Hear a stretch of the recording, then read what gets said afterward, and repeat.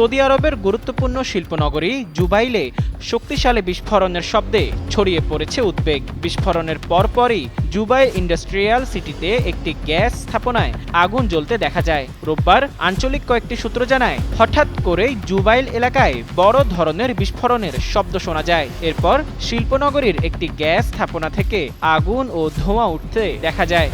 তবে বিস্ফোরণের সঠিক কারণ, স্থাপনাটির ক্ষয়ক্ষতির পরিমাণ কিংবা এটি কোনো হামলার সঙ্গে জড়িত কিনা এখনও নিশ্চিত হওয়া যায়নি।